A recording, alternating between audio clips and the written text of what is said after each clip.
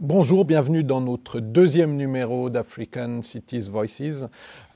Selon la longue tradition, puisqu'on est au deuxième numéro, on va laisser notre invité du jour se présenter et puis nous allons prendre 45 minutes, 1 heure presque pour discuter ensemble.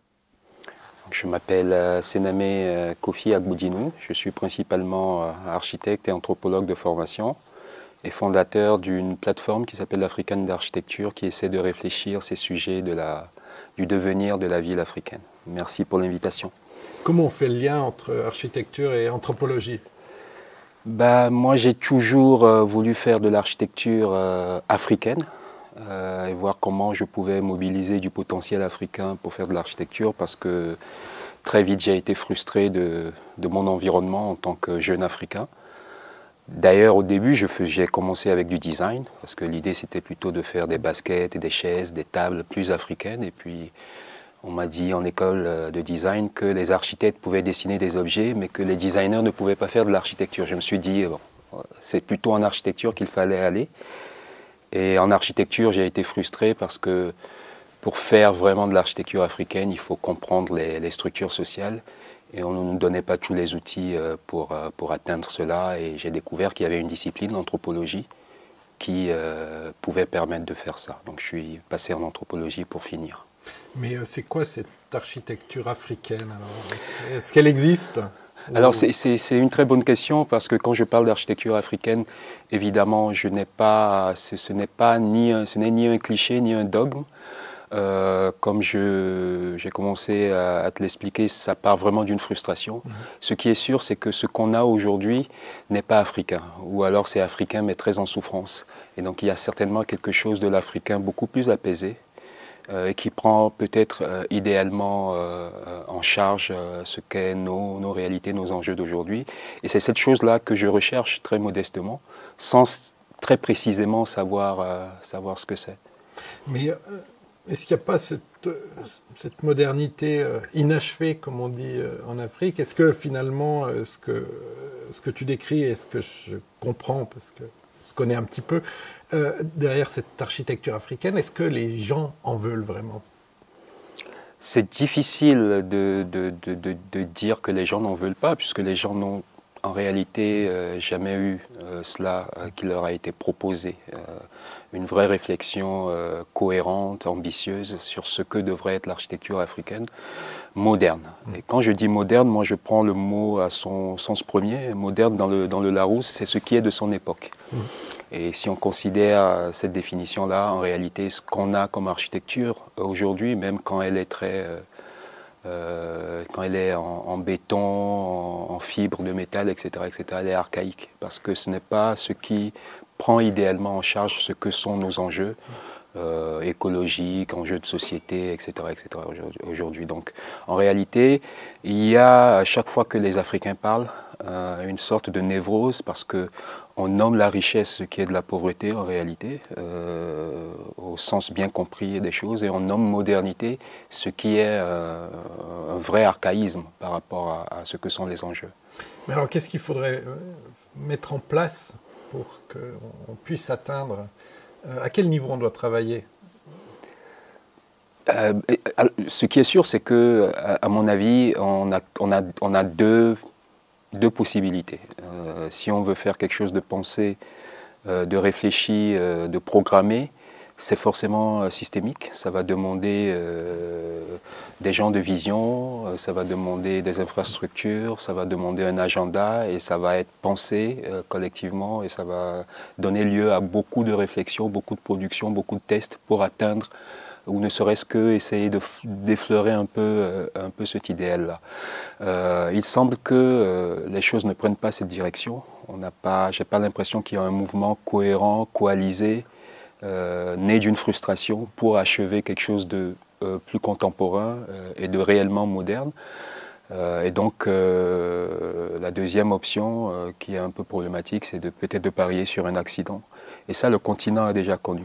C'est déjà arrivé que des êtres relativement exceptionnels émergent comme ça et changent systématiquement l'entendement. Mais alors, je comprends bien la partie systémique, Mais effectivement, bon, c'est aussi la théorie de François Partant sur que la crise s'aggrave, où si on n'est pas une fois dans le mur, ou qu'il y a un vrai accident, les choses ne changeront pas. Moi, j'ai quand même le sentiment que, enfin, cette voie, elle existe au niveau du discours, mais quand on revient à la réalité, on veut tous la climatisation chez soi et le bien-être mondialisé. Et comment est-ce qu'on travaille sur ce bien-être mondialisé, puisque finalement, ce que tu proposes, c'est pas ça. Ben, c'est comme je te dis, alors il peut y avoir des démarches très marginales qui parient sur l'accident et qui sont forcément des démarches de gens très courageux, forcément un peu dans le sacrifice aussi, qui eux restent vraiment collés à l'éthique. Et encore une fois, c'est pratiquement christique hein, comme démarche dans ce contexte-là, sur ce continent en particulier. Ou alors on arrive petit à petit à mettre en place quand même des éléments formels de mise en place de cette réflexion pour qu'on ne soit pas que dans le discours et qu'on commence à expérimenter et à tester des choses. Mais même le discours, contrairement à toi, j'ai pas l'impression qu'il soit réellement installé encore. Quand je dis discours, quelque chose qui serait motivé de l'intérieur. Ce qu'il y a, c'est des échos. Tu as des échos chez quelques Africains, souvent des caciques, des gens en place, et qui savent qu'ils doivent se faire écho de ces choses que leur demande la Banque mondiale, l'Union européenne, etc. Mais je ne vois pas qu'il y ait vraiment une sorte d'espace ou du discours, en tout cas sur ce sujet de l'architecture, se soit réellement installé ou commence à émerger. Donc, alors c'est peut-être des revues, il n'y en a pas, des revues d'architecture sur le continent, des biennales, il n'y en a pas. Il faut ce type d'espace peut-être pour déjà qu'émerge un discours critique, qu'il se cristallise autour des quelques personnes en vue aujourd'hui, des architectes primés, des curateurs et d'autres courageux. Et ensuite, il faudra des moyens pour qu'on ait des espaces d'expérimentation. Mais alors, si on parle biennale, l'Afrique, dans toute sa diversité, était l'invité d'honneur, en tout cas, un des invités d'honneur, on dira, puisqu'il y a encore beaucoup d'autres choses. Est-ce que ça, c'est une piste, ou est-ce que, finalement, c'est de l'architecture mondialisée, adoubée, et une fois, on va chercher en Afrique, la fois d'après, on ira en Amérique latine, et la fois d'après, on ira en Europe. Est-ce que là, dans cette biennale-là, est-ce que tu vois justement les prémices de quelque chose, ou au contraire, est-ce qu'on s'éloigne finalement de ces choses-là? Alors moi, je n'y ai pas été hein, à Venise du tout. J'étais invité à la biennale d'avant, mais qui a souffert du Covid, donc je n'ai pas pu présenter. Mais cette fois-ci, où l'Afrique était vraiment présente, malheureusement, moi, je n'y étais pas. Mais ce n'est pas la fonction de la biennale de Venise. La fonction de la biennale de Venise, c'est d'être internationale et de faire ce que tu as dit là, hein, de nous faire un peu voyager. La fonction n'est pas de refonder une architecture africaine. Donc il faudrait une biennale en Afrique même. Venise, c'était bien pour mettre en lumière quelques personnes qui, encore une fois, peuvent souvent être en souffrance, être dans le sacrifice sur un continent où les moyens sont fléchés plutôt sur des choses plus folkloriques et les gens vraiment ambitieux manquent de soutien. Mais après l'expérience de Venise, les Africains devraient très sérieusement commencer à se demander à quelle échéance on devrait avoir notre propre espace sur le continent pour penser ces sujets qui ne sont pas que des sujets africains, qui sont des sujets globaux et auxquels forcément, je pense, on va devoir inviter des gens pour lesquels on va devoir inviter des gens autour de la table. Si maintenant on part de cette architecture, on change un peu d'échelle, il y a une mode, puisque je crois qu'on a dans les 54 États d'Afrique, il n'y a pas un État qui n'a pas sa ville nouvelle comme projet, souvent faite par des architectes justement, qui créent de la spatialité. Quel est ton sentiment par rapport à ces villes nouvelles? Est-ce que c'est un constat d'échec, parce que finalement on n'arrive pas à traiter de l'urbanisme existant, donc on va faire ailleurs en pensant qu'en partant de zéro, on sera meilleur, ou est-ce que c'est un vrai laboratoire des urbanités de demain? Alors, je ne sais pas, je ne connais pas dans le détail tous les projets. La question que je poserais, c'est quelle est l'intention? Est-ce qu'on est encore dans la manifestation d'une extraversion où le continent veut, parce que tel ou tel chef d'État a fait un voyage, il vient, il revient, il veut faire une ville qu'il a vue à Dubaï, etc. Est-ce que c'est téléguidé? Est-ce que c'est des montages financiers? Est-ce que c'est des pressions? C'est des relents d'une nouvelle forme de colonialisme qui voit par la production de nouvelles villes le moyen de continuer à exploiter ce continent? Quel est l'agenda? Est-ce que l'agenda est africain? Est-ce que s'il est africain, il est motivé par une prise de conscience de ce que sont les réalités aujourd'hui déjà et ce que va être le problème africain dans quelques années à venir? C'est ça la question à se poser. Et tant que, encore une fois, il n'y a pas eu une sorte de grand débat africain pour jeter les bases déjà décider, est-ce qu'il faut faire de la ville nouvelle?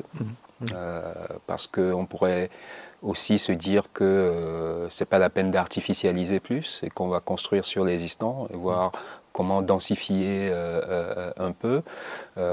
Donc il faut un débat africain et c'est ce débat qui décidera si on va vers de la ville nouvelle, à quel horizon, quel pourcentage.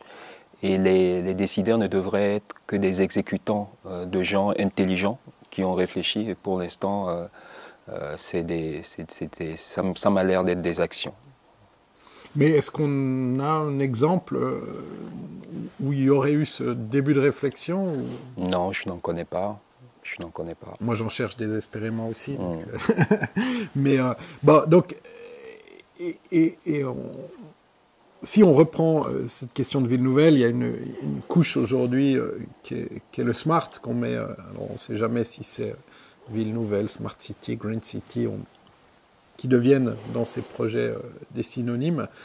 Quelle est la place pour toi du numérique dans tout ce dispositif? Je pense que la Smart City est une inéluctabilité, c'est-à-dire qu'on va de toute façon y tendre, les technologies vont prendre de plus en plus de place dans la ville. Maintenant, la question à se poser, c'est quelle place elles auront. Ce que je dis souvent, c'est que le problème avec les technologies du digital, c'est qu'elles sont la première génération de technologies qui s'affranchit du service. C'est-à-dire que toutes les technos jusqu'au digital étaient au service du social. Et prenaient d'ailleurs le social comme modèle, c'est-à-dire la façon dont les gens s'organisent en famille, en tribu, en clan, est très technologique. Il y a énormément de complexité dans les structures sociales. C'est très codé.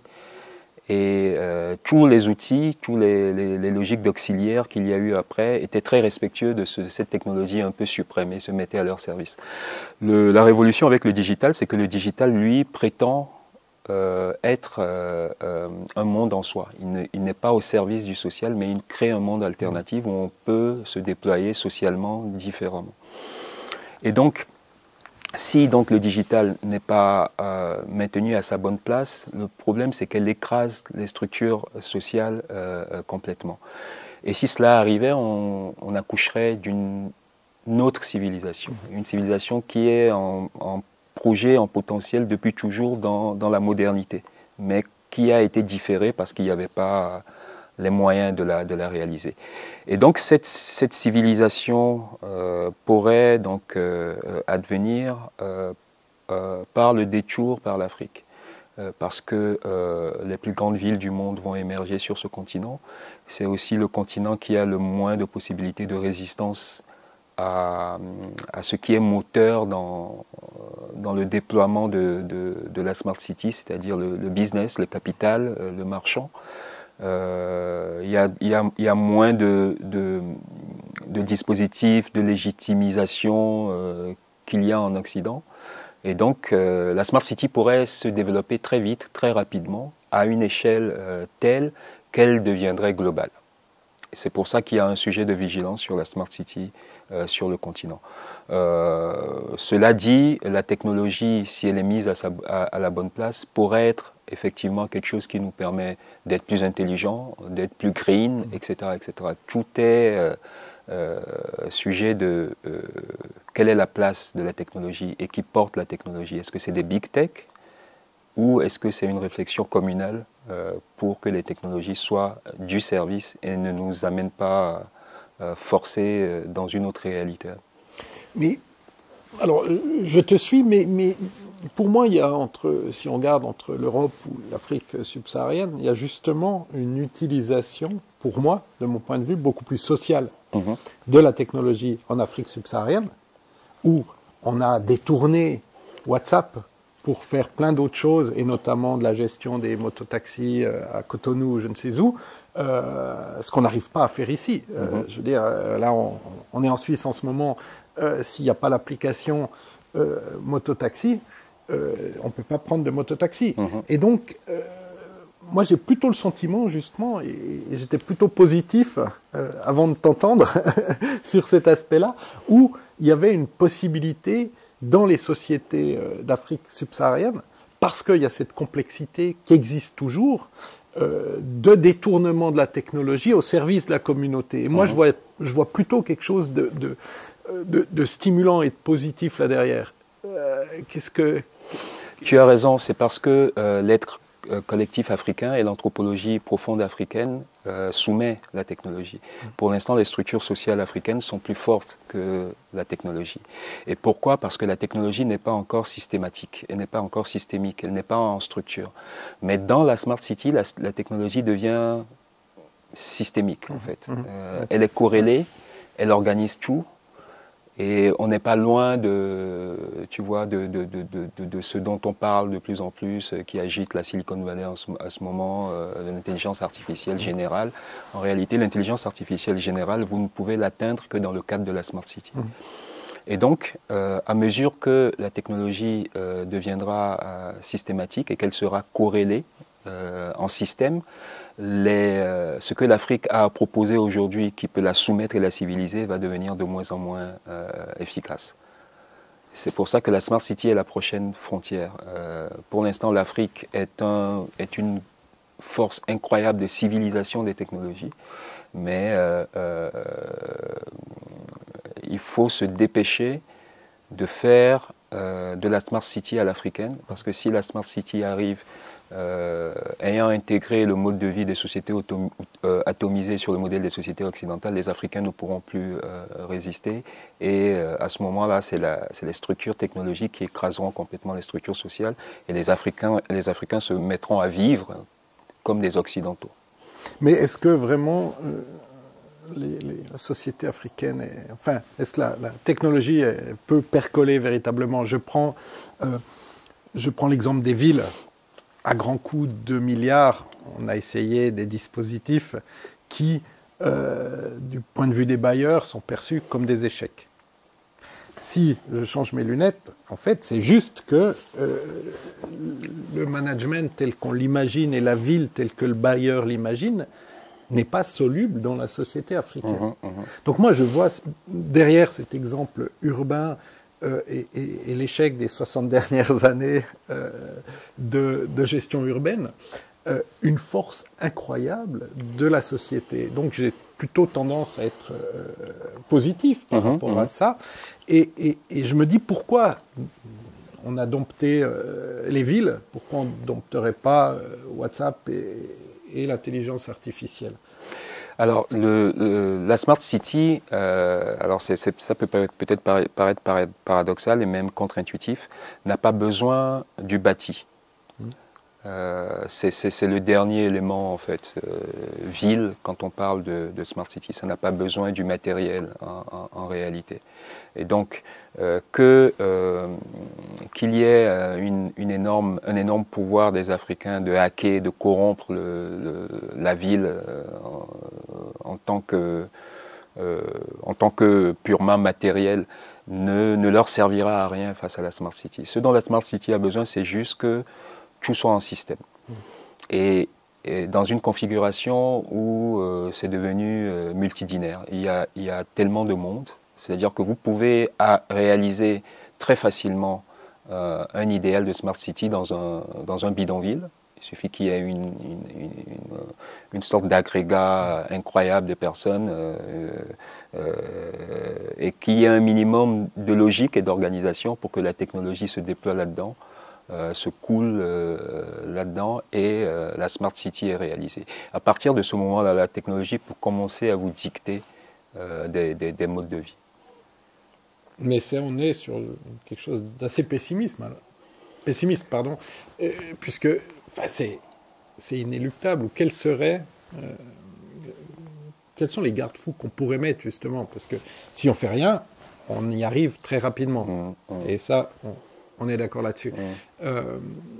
Donc soit on a une vision extrêmement pessimiste de ce qui va se passer dans les villes africaines et dans les sociétés africaines, soit on imagine des garde-fous qui permettraient d'éviter ces écueils.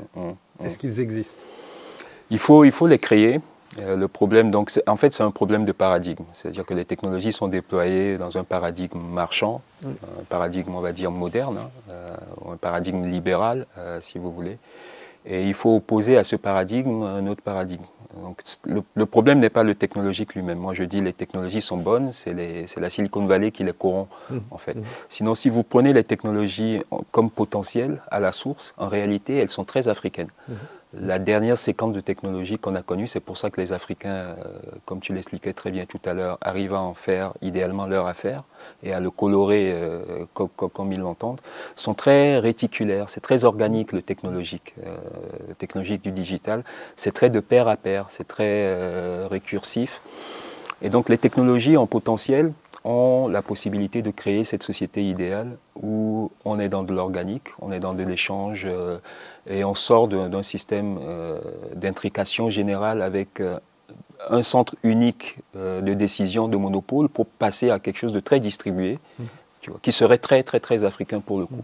Le problème, c'est que les technologies nous arrivent en étant passées par un filtre, qui est celui des laboratoires d'innovation, sur le modèle de ceux de la Silicon Valley, où là, on force le potentiel du technologique à faire de l'argent. Et quand ces technologies nous arrivent, elles ont déjà épousé la logique de société individuelle, naturaliste, dans le sens où c'est des sociétés contre la nature. Et donc, c'est ça le problème. Mais si tu prenais le technologique à la source, mais que tu le faisais passer par d'autres types de laboratoires d'innovation, où là, le crible, c'est que la technologie ne doit écraser aucune structure sociale et donc ne doit pas provoquer de l'atomisation, mais souligner les liens, sublimer les liens, les accélérer. Et surtout, la technologie ne doit pas être un moteur de conflit avec la nature. Eh bien, tu as en bout de recherche et développement des technologies complètement différentes. Donc il faudrait créer ce type de laboratoire, ou en tout cas encourager des entrepreneurs du technologique qui, eux, ont intégré que la comptabilité pour décider si la technologie est bonne à être déployée ou pas n'est pas uniquement qu'elle fasse de l'argent, mais qu'elle soit non individualiste et non naturaliste. Et si on arrivait à systématiser cette réflexion, on aurait des technologies très performantes, mais qui ne seraient pas en conflit avec ce que sont fondamentalement les sociétés africaines. Mais pour moi, il y a un paradoxe là derrière quand même. Parce que si on prend Airbnb ou Uber, Uber ne fait qu'inventer le taxi collectif qui existe depuis la nuit des temps sur tout le continent. Un jour, on va se rendre compte qu'on va voir en Europe émerger, aux États-Unis, des gares de taxi, où une fois que le taxi collectif est rempli, on va...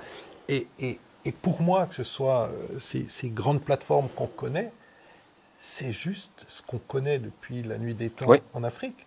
Donc, ils sont allés capter toute cette intelligence, ils l'ont monétarisé, et maintenant, je peux commander mon Uber à Abidjan, et je suis très content parce que tout fonctionne, mais en fait, il y a juste des gens qui sont venus regarder comme de grandes sociétés pillent des recettes ancestrales, des choses comme ça, on a juste... Et donc, moi, la question pour moi, c'est ce paradoxe-là, est-ce qu'on n'arrive pas justement à réutiliser ça? Parce que si aujourd'hui, je veux inventer quelque chose d'intelligent, pour l'Europe ou les États-Unis, ou disons le Nord global, je vais aller m'asseoir sur les trottoirs de Douala ou d'Abidjan ou de Nairobi et je vais regarder ce qui se passe. Et le truc que je ne comprends pas, je vais dire, ah, là, il y a du business. Ouais. Et c'est ce qu'ils font. Et donc, alors, comment on sort de ce paradoxe? Alors, Ou est-ce que tu partages déjà ça? Oui, je suis d'accord avec ton analyse, mais je doute qu'ils vont tout copier en Afrique. En fait, Uber, tu as raison, est très africain, mais ce n'est pas parce qu'on a regardé des sociétés africaines que cette idée a émergé. Cette idée est en potentiel dans le technologique aujourd'hui. En fait, le technologique est africain. On n'a même pas besoin de regarder vers l'Afrique. Si tu te saisis, encore une fois, de toute la dernière séquence, le technologique veut être africain. Il veut être organique, il veut être du pair à pair, etc. etc. Et on le prendrait à la source et on le mettrait en calque sur des sociétés africaines, qu'on aurait des sociétés idéales, d'un technologique très enthousiasmant, très épanouissant, etc. etc. Donc si c'est ce qui avait été fait avec Uber, on n'aurait pas eu une plateforme qui impersonnalise le service en fait. Qu'est-ce que c'est que le Uber africain? C'est j'ai besoin de faire une course, j'ai une urgence, je demande, je fais passer le mot dans le quartier et quelqu'un va se proposer pour me rendre le service en me faisant le déplacement. Alors, il ne va même pas me demander à moi de le payer parce que il sait qu'en faisant ça, il s'est créé, il participe de quelque chose de général qui n'est plus le donnant-donnant de Uber, mais le don et le contre-don du système africain. Et donc, il s'est créé une dette envers moi. Et le jour où il aura, lui, besoin de quelque chose, il pourra faire valoir le fait qu'il a rendu service à quelqu'un et il aura aussi spontanément son service qui lui sera rendu. Et ce système-là ne fonctionne qu'à petite échelle. Ça peut marcher dans un quartier parce qu'il y a une sorte de panoptique. Tous les échanges, les services rendus sont sous le regard de tout le monde. Il y a une mémoire collective qui peut attester que tout le monde joue le jeu du don et du contre-don. Mais dès que vous passez à l'échelle, c'est impossible. Je ne peux pas te demander de me rendre un service si je viens de l'autre bout de la ville et que tu ne pourras pas faire valoir devant la communauté qui devient de plus en plus difficile à réaliser le fait que tu m'as rendu un service. Donc, un des premiers axes forts de ce nouveau type de laboratoire dont je parle serait déjà de changer d'échelle. En fait, il faut faire du technologique plus dans le cadre de la grande cité mondiale, comme le fait Uber, mais imaginez que les technologies soient localisées. À partir du moment où elles sont localisées, elles gardent leur statut d'enabler, de quelque chose qui nous permet d'être performants, sans pour autant perturber trop profondément les anthropologies. Donc il y a un sujet déjà avec l'échelle qu'il faut travailler. Et il faudrait que dans le monde de la start-up, dans le monde des nouvelles technologies, quelqu'un ait le courage de faire cette révolution, de dire on va faire désormais des technologies du local. Et après, on peut mettre en réseau plusieurs technologies du local et avoir des systèmes d'archipel. Et à mesure que vous changez l'échelle, vous recouvrez de l'attention à la nature. Les technologies deviennent moins agressives de la nature parce qu'elles prennent plus conscience du territoire. Vous faites moins d'atomisation, les technologies deviennent moins individualistes. Et aussi, on reprend plus de contrôle sur la technologie et on peut mitiger tout un tas de problèmes qu'on a aujourd'hui avec ce qu'on appelle les GAFA. Donc ça, c'est une révolution à faire, par exemple, de se dire on développe la technologie à l'échelle. Mais, alors... Ça suppose que dans le cadre de la ville, pour rester sur la Smart City, on n'est pas une ville intriquée complètement, mais une ville d'îlots. Mais ce que tu décris là, c'est quand même une décentralisation en termes, je reprends les termes urbains, on passe la société à la ville et à ses termes. On est sur une décentralisation extrême des pouvoirs. Radicale. Venant de Suisse, moi ça me va très bien, mais là aussi j'y vois quand même un paradoxe avec ce qu'aujourd'hui, aujourd'hui sur le continent, il y a quand même peu d'exemples d'une décentralisation réussie, parce que j'utilise l'euphémisme pour être gentil avec l'ensemble des pays qui n'y arrivent pas et qui ne mettent pas ça en place. Donc comment est-ce qu'on est-ce qu'on gère ces choses? Parce que quelque part, dans ce que toi tu dis, et je te suis, on a en fait, des sociétés africaines, elles sont extrêmement décentralisées dans leur approche, mais c'est quand même aussi ces mêmes sociétés qui ont une centralisation des pouvoirs, une personnification de certains présidents qui deviennent des centralités quasi absolues. Comment est-ce qu'on explique cette dualité? Oh, ben ça s'explique très facilement par la colonisation et après la colonisation, la prise de le pouvoir à la faveur pratiquement de l'assassinat systématique de tous les leaders visionnaires par une caste d'accapareurs. C'est aussi simple que ça, et on n'en est pas sorti jusqu'à aujourd'hui.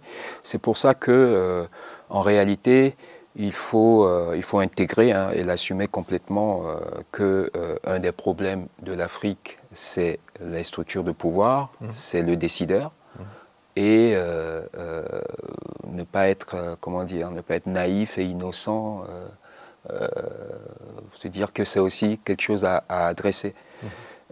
Et donc, l'adresser peut aussi être de le hacker, de le contourner, et ça, le digital permet de le faire. D'ailleurs, c'est ce que font les big tech. Ils vous mettent du jour au lendemain en face d'une situation qui est qu'ils ont pris plus de pouvoir que votre maire ou que le chef de l'État. Donc on peut faire cette chose éthique dont je parle par le même biais. On pourrait s'imaginer qu'un mouvement concerté d'entrepreneurs coalisés avec des urbanistes qui ont cette vision-là, sans être allé demander quel quitus que ce soit au pouvoir, déploie ce type de réseau, de laboratoire d'innovation pour du technologique de proximité et qu'à un moment donné, ça se soit tellement concentré, interconnecté que ce pouvoir se soit créé. En tout cas, c'est ce que moi j'essaie de faire depuis 10 ans, j'avoue avec un succès mitigé, mais ce dont tu parles est aussi une partie du problème. Il ne faut pas mettre le problème comme un paradoxe. C'est un problème. Le pouvoir en Afrique, ce n'est pas un paradoxe, c'est un problème. Pour moi, le paradoxe, c'était cette personnification de certains et même de ceux que tu as cités, sans les citer, qui sont fait assassiner, il y avait cette personnification aussi. Donc, oui. C'est toujours ça pour moi, de comprendre effectivement si on est plus... on est par nature centralisé ou par nature décentralisé. Ouais. Alors, ça va être un autre débat, mais effectivement, c'est-à-dire que... Et là, du coup, oui, j'épouse complètement ce que tu dis. C'est un paradoxe auquel je m'intéresse aussi, que les sociétés africaines sont relativement acéphales, mais ont aussi une très forte personnalisation, y compris dans le monde dit traditionnel, de la figure, de celui qui incarne le pouvoir. Il y a un sujet là, ouais. Il y a un vrai sujet. Alors peut-être on va revenir aux villes, parce que à l'architecture aux villes, c'est le propos du podcast, mais est-ce que, moi, une des hypothèses là derrière, c'est qu'avec ces villes qui grandissent, c'est que finalement, elles vont échapper. Enfin, moi, je vois, quand on n'arrive pas à donner tous les réseaux partout, je vois ça une opportunité incroyable pour recréer des spatialités et finalement de l'autonomie de certains territoires, puisque aujourd'hui, techniquement, ce qui est de l'énergie et ce qui est de l'eau, bon, on va dans la nappe de toute façon. L'énergie, il y en a plein le soleil, et donc on pourrait avoir de l'autonomie. On a des systèmes aujourd'hui, et c'est pour ça que aussi, même quand on arrive à décentraliser politiquement, on reste attaché à l'Office national qui va nous donner l'eau potable. Donc on est de nouveau centralisé, donc la décentralisation... Elle devient politique, mais elle n'est pas technique, ou disons, si on parle en termes de management urbain. Et donc, moi, je vois là derrière, quand même, avec l'explosion urbaine, plutôt une hypothèse ou une opportunité pour avoir des territoires qui redeviennent, entre guillemets, autonomes et qui pourraient accéder à l'échelle dont tu parlais. Et ça, c'est quelque chose que tu imagines aussi, ou est-ce que c'est une piste qu'on peut imaginer? Oui, complètement. Il va y avoir de la marche. Et tout, le souci, c'est que les accidents, il faut les provoquer. Il va y avoir énormément de la marge, il va y avoir de la potentialité avec cette démographie dont on parle et cette urbanisation incroyable qui se met en place. Mais moi, je ne serais pas paresseux et trop optimiste, me dire, bon, il y a forcément de l'espace qui va se créer et qu'il pourrait... voilà, que ça pourrait faire émerger des anges. Ça pourrait très bien accoucher de démons. Les anges, donc, il faut les provoquer. Et c'est ça le vrai sujet. Et les provoquer, c'est... alors, quand on parle d'urbanisme, souvent, on verrouille la chose sur du technique, beaucoup. Et je vois que, y compris en Occident même, désormais, on ne s'interdit plus d'aborder le côté culturel de l'urbanisme. L'urbanisme, c'est aussi de l'imaginaire. Et donc, si on travaille beaucoup l'imaginaire, il y a plus de chances de voir émerger des anges que des démons. Et on pourrait imaginer que des communautés, y compris incroyablement marginalisées dans le cadre de cette urbanisation extraordinaire, se disent « Ok, on est laissé à nous-mêmes » et que ces sociétés deviennent des sociétés inventrices de nouveaux modes, parce qu'elles auront rebouclé avec des façons de faire très intuitives, très organiques, très traditionnelles, mais qu'elles auront aussi des moyens que permettent la réalité d'aujourd'hui, qu'ils deviennent naturellement des laboratoires. Mais il faudrait qu'ils aient l'imaginaire de résistance aux structures de pouvoir dont on a parlé, de défi presque, qu'elles s'autorisent à reconquérir du pouvoir sur leur réalité, etc. Et ça, c'est par de l'imaginaire qu'on le fait. Si on va vers une démographie de gens résignés et de gens qui n'ont pas l'imaginaire du fécond... Mais comment on crée cet imaginaire? Disons, comment on met à disposition un terreau où elle va commencer à se fertiliser? Parce que je suis d'accord sur la question des imaginaires et pour moi, justement, je pense que c'est même au-delà du technique, parce que finalement, on a des sociétés qui sont... enfin, pour moi, la ville est la mise en espace, la société qui y vit. Et à force de vouloir faire la même chose partout, parfois ça percole, parfois pas, parce qu'il y a la société derrière.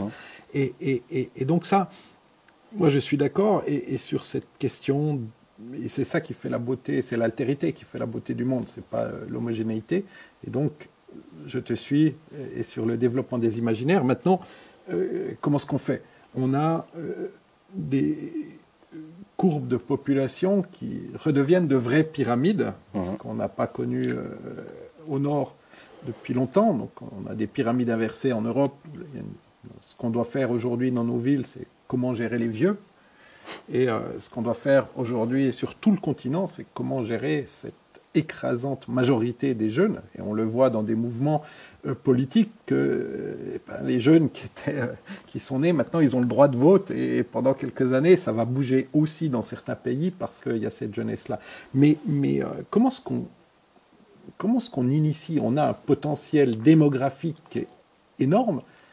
On a d'un autre côté le besoin de réenchanter, ou on peut utiliser ces termes-là. Comment est-ce qu'on fait concrètement? Donc tu as très bien résumé quel est l'argument africain. L'Afrique a un vrai argument pour être le salut de l'humanité. C'est qu'elle est à la fois la plus grande réserve de deux ressources extraordinaires.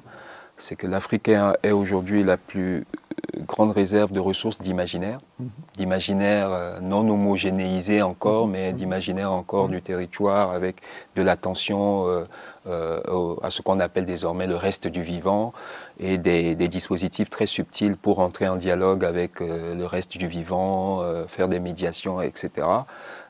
des imaginaires qui prennent mieux en charge le problème écologique, des imaginaires aussi très encore verrouillés sur du social. On n'a pas fait notre transition vers ces sociétés individualistes, on est encore des sociétés relativement collectives. Donc plus grosse réserve d'imaginaire, mais aussi la plus grosse réserve en termes d'énergie, avec une quantité de jeunesse incroyable. Si ces deux ressources arrivaient à coaliser, ben, ce continent ferait une révolution. Et pour l'instant, tout tend à éviter que cette conjonction de l'imaginaire qui a encore patrimonialisé l'imaginaire traditionnel et la jeunesse se rencontrent. Et qu'est-ce qui travaille contre ça? Bah, c'est TikTok, par exemple. Mais on aurait des moyens comme ceux-là. Enfin, tu aurais les moyens de Walt Disney, tu ferais cette jonction tout de suite. Donc il faut, je n'ai pas la réponse, mais de tels moyens permettraient de le faire. Donc il y a peut-être aussi, c'est ce que j'essaie très subtilement d'indiquer, dans cette affaire de ville durable, quelque chose à voir aussi du côté des artistes, des créateurs, pour proposer quelque chose qui réconcilie notre jeunesse avec quelque chose qu'ils ont en patrimoine et qui pourrait être le sel de l'humanité prochainement. Mais est-ce qu'il y a cette fierté dans la jeunesse aujourd'hui d'être africain, ou est-ce qu'on regarde de nouveau la désirabilité des choses? C'est la berline allemande noire, si je caricature un petit peu, et tout le monde rêve de ça aujourd'hui. Voilà. C'est celui qui a réussi, et ce n'est pas que sur le continent africain, c'est partout dans le monde, celui qui a réussi a une berline noire de marque allemande. Bon. Et donc c'est ça qui est désirable. Comment est-ce qu'on arrive à recréer ou à créer de la désirabilité pour des choses qui justement sont sous nos yeux? On parle, si je reprends la question de l'architecture, on peut parler de l'architecture en terre. C'est une toute petite marge de gens qui sont d'accord d'habiter dans un bâtiment en terre. Et donc, ce n'est pas désirable. Aujourd'hui, ce qui est désirable, c'est plutôt les baies vitrées. Donc, comment est-ce qu'on crée c'est à voir avec cet imaginaire sans doute, mais où est-ce qu'on peut mettre de l'énergie, justement, pour développer ses propres choses? Alors j'aimerais pas... moi, pour le coup, homogénéiser la jeunesse africaine, mais on peut dire effectivement que globalement, elle est extravertie. Elle désire ce qui lui est étranger. Mais j'ai envie de dire en réalité que si on donne de l'élément de désir, ça ne me semble pas être très compliqué de faire que des Africains soient fiers d'être Africains très prochainement. Quand je dis cela, je me dépêche de préciser qu'en réalité, le problème, ce n'est pas de faire que des Africains soient fiers d'être Africains, de faire que des Africains soient fiers d'être humains et qu'ils comprennent le sens d'être humain aujourd'hui et quelle responsabilité nous avons, depuis l'Afrique, d'être humain. Et donc, oui, si tu prends le cas purement de l'architecture, il y a le travail que fait Kéré, qui a été mis en lumière récemment, mais une hirondelle ne fait pas le printemps. Il faut développer quelque chose d'un peu plus ambitieux, de plus systématique, sortir du geste. Et j'ai l'impression que la discussion qu'on a depuis tout à l'heure revient à dire qu'il faudrait un peu de top-down aussi quand même. Ça ne peut pas juste être des gens visionnaires, des gens courageux qui montrent l'exemple. Il faudrait qu'il y ait de la ressource qui accompagne ces initiatives et leur permette de faire une sorte de conjonction pour qu'il y ait un passage à l'échelle ou à tout le moins qu'il y ait une vraie percolation, comme tu l'as dit tout à l'heure. Et peut-être qu'on ne pourra pas faire l'économie qu'il y ait aussi un ou deux États visionnaires africains, de gens juste dédiés, responsables, pour accompagner cela si on veut que tout cela réussisse. Mais est-ce que... alors, à t'entendre, on a quand même... bon, moi, il y a deux questions qui me viennent. La première, c'est... la question des agendas. Est-ce que finalement, on a des agendas qui sont globaux? On voit la COP à Dubaï aujourd'hui et elle sera ailleurs demain. Est-ce que l'Afrique doit rester sur ces agendas-là? Et la deuxième question, qui pour moi est liée, est-ce que ces agendas qui font la promotion de l'environnement et finalement de la transition énergétique, est-ce qu'il n'y a pas un droit légitime de chaque Africain à consommer lui aussi? Et c'est ça la difficulté, c'est que si aujourd'hui on prend les chiffres au sérieux sur des écoquartiers, pour revenir sur la question des villes, avec des sociétés à 2000 watts, comme on aimerait en faire en Europe et qu'on n'arrive pas, n'importe quel quartier, quel bidonville en Afrique, est une société à moins de 2000 watts. Donc on a une partie de la solution, sauf qu'on ne peut pas faire la promotion des bidonvilles comme ça, on est d'accord, mais il n'empêche que ça, on a ces sociétés qui vivent à moins de 2000 watts, sociétés qu'on cherche à faire. Et d'un côté, quand on entend les gens, eux ont une envie légitime de dire « moi aussi j'ai le droit de consommer », puisque vous venez de le faire, c'est très bien, et puis maintenant c'est à moi de ne pas le faire parce que vous avez fait vos bêtises avant. Comment est-ce qu'on se positionne par rapport à ça, et comment est-ce qu'on se positionne par rapport à ces grands agendas justement qui font cette promotion-là? Alors, ce n'est pas que je ne suis pas du tout pour un sac des institutions et des agendas internationaux. Je pense que les hommes, au sortir des grands conflits mondiaux, se sont donné beaucoup de mal pour mettre en place des institutions et des organisations internationales qui, sur le papier, fonctionnent très bien. On a quand même ouvragé des choses qui, normalement, sont presque parfaites. Le problème, c'est que le leadership de ces institutions n'est jamais réellement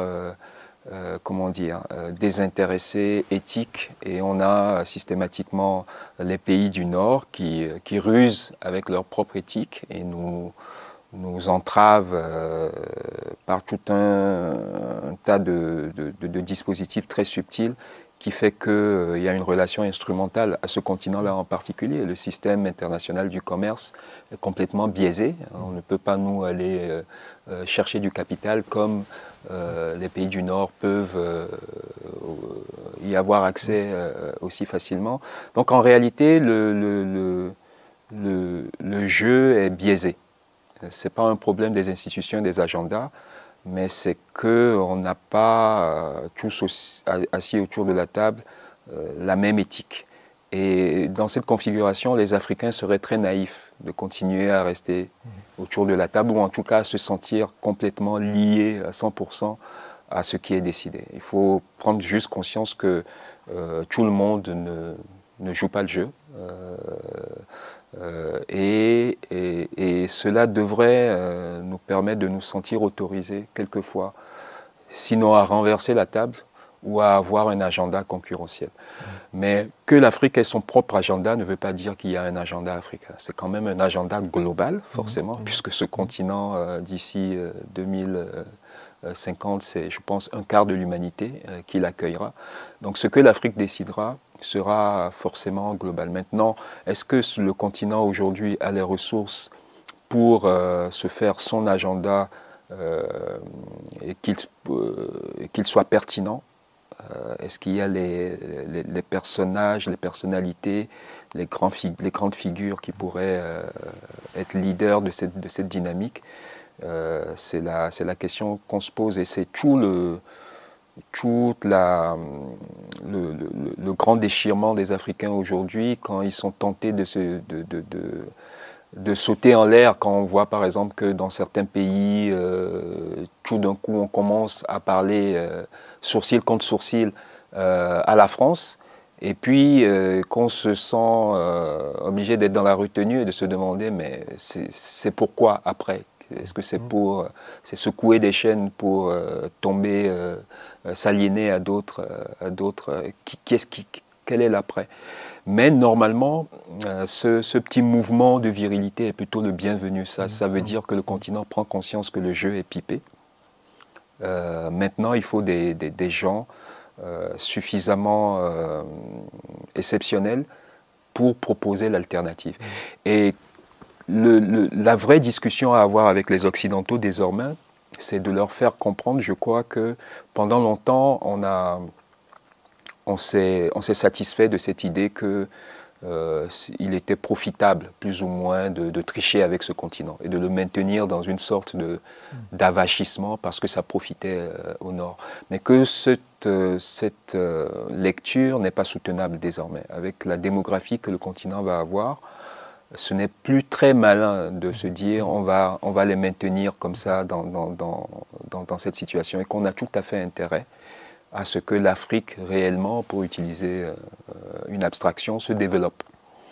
Et si on le comprend, on sera plus apaisé face à des tentations de ce continent de se libérer et de dessiner sa propre voie. Mais ce que toi tu appelles mouvement de virilité, et c'est pas juste comme dans un couple où il y a un divorce à un moment donné? Ça ne veut pas dire qu'on ne peut pas continuer à partager des choses ensemble, mais ça veut dire qu'à un moment donné, il y a un certain nombre de choses que justement on ne veut plus partager.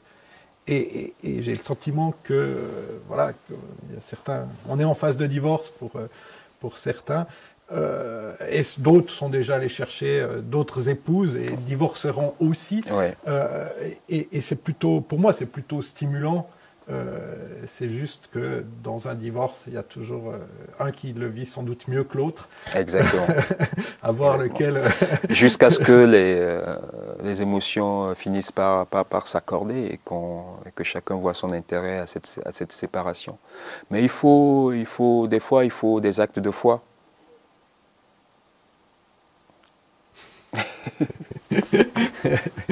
Je vais dire autre chose, mais on va partir, on va couper après.